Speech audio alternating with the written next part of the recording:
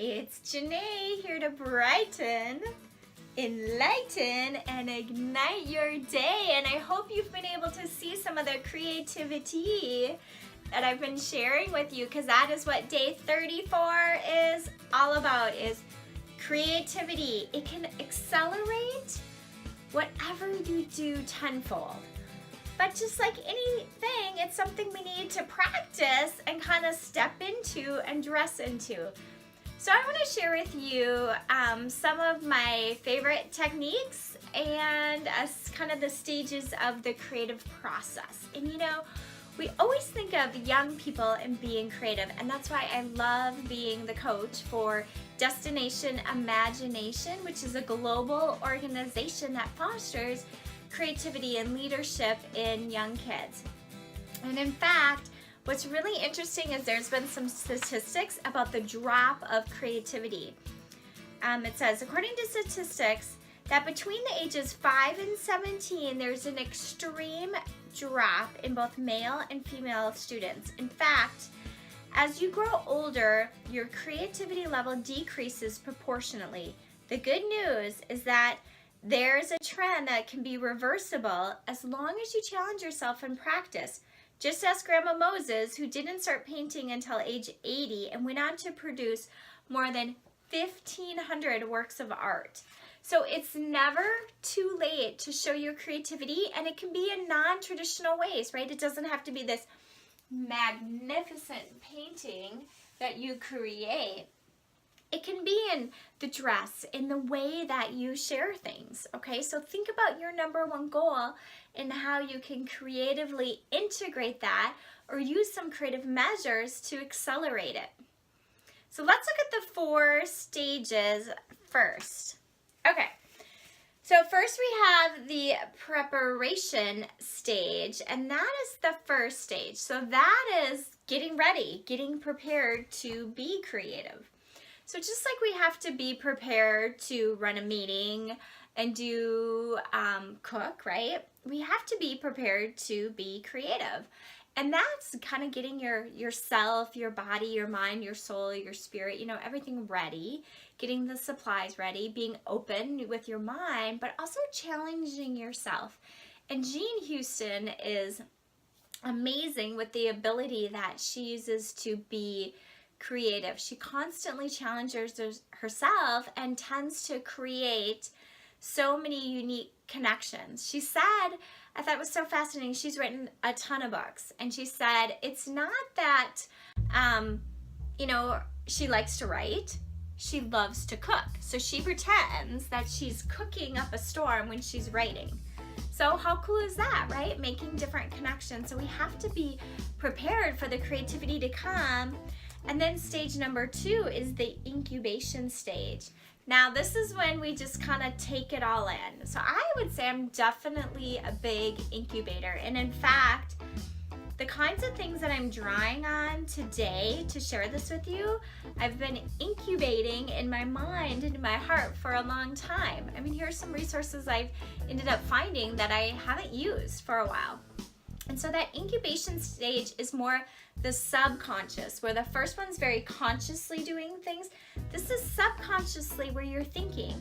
Sometimes you might not take to fruition something that you've done for years, okay? So the incubation stage could just be minutes, or it could be years and years. So know that it takes time to kind of noodle it around, right?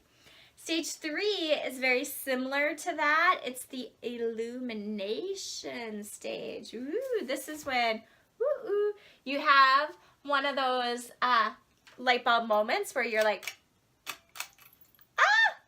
I just had a light bulb moment.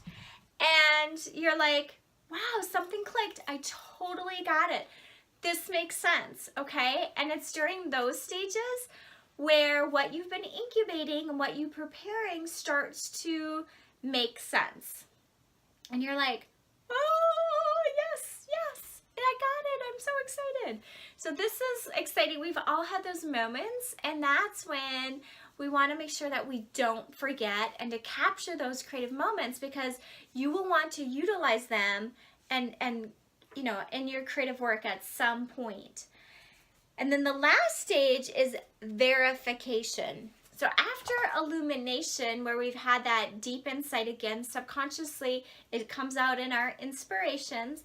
Now it's the verification stage. We're kind of consciously going back and testing out our ideas, our creativity, our hypothesis to find out, you know, is this true? Is this really what I had hoped? And so this is where, you know, it's kind of back to the preparation again, but now you're very different because you've had these other two stages. So number one and done is to think about these 4 stages and how it relates to your number one goal and take it through that. Take it through and even just kind of ponder, how have you had that incubation stage or illumination stage? And maybe it'll take some time. You know, in fact, even with this Breakthrough to Inspire You sprint, I've had this idea of Breakthrough to Inspire You for years, how it's been illuminating as totally coming out different than I had thought. And now I'm in the verification stage of actually sharing it with others. So awesome. All right, I want to take you through 3 techniques. Of course, there's a ton of different creative techniques that you can use, just 3 of my favorites. One I've already talked a lot about is the idea of mind mapping. And, you know, talked about kind of what that looks like and how I've used it in this class. And, you know, it can look very logical and technical like that, or very fun and thrilly. But I use it all the time because our mind thinks in associations and visions and pictures. So I do have a mind mapping document that I'll link below here that you can use to go further with your ideas. Okay, but then number 2 is making associations and connections. So I was coaching the DI team the other day, and I was talking, somebody came up with the idea of hats.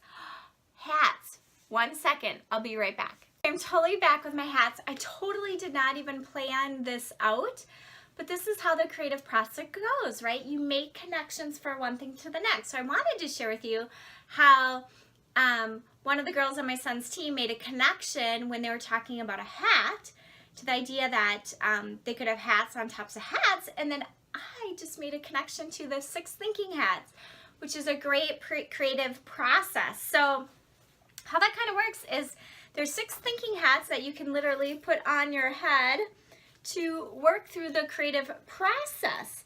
So the first is the white hat. Okay, so now you need to know there's actually going to be 4 techniques. All right, so the white hat gives neutral, objective information, seeking out facts and figures. So when you decide you're going to look at your number one goal from the white hat perspective, you want to do that. This is also, okay, this is also going to be my blue hat because there's some blue there. All right, from the blue hat perspective, you want to look at organizing, kind of implementation. What's the focus control from the blue hat perspective? Okay, and then you have a red hat. Now with the red hat, my boys would love me in these hats. In the red hat perspective, you want emotional view, bold, open feelings, kind of your intuitive being expressed. So what does the goal look like from that perspective? And then you change it up a little bit with the black hat. And with the black hat, you want to be careful, cautious, critical thinking, the kind of the devil's advocate from the black hat.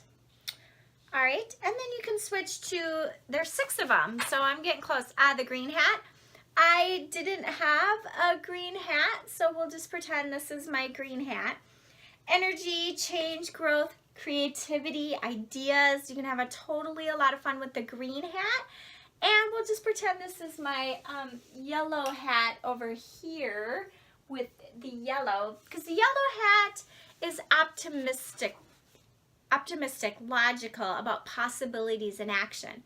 So you want to take these 6 thinking hats and think about your number one goal from all these perspectives of ways you could accelerate it differently by just thinking about it differently. Okay, so that's our, tip number 3, because we've had that, but I have one more that I was planning to share with you and I wasn't with the hats, so how cool is that? The other one is the card posting technique. So if you have a ton of Post-it notes, you can have your number one goal and you can think about all the different ways that you could achieve it. And then you just go ahead and start posting one idea per post-it note. And then once you have all these post-it notes all around, then you want to start to look about like what are some themes, or I like to think of like shopping cart aisles. You know, where would all the veggies go?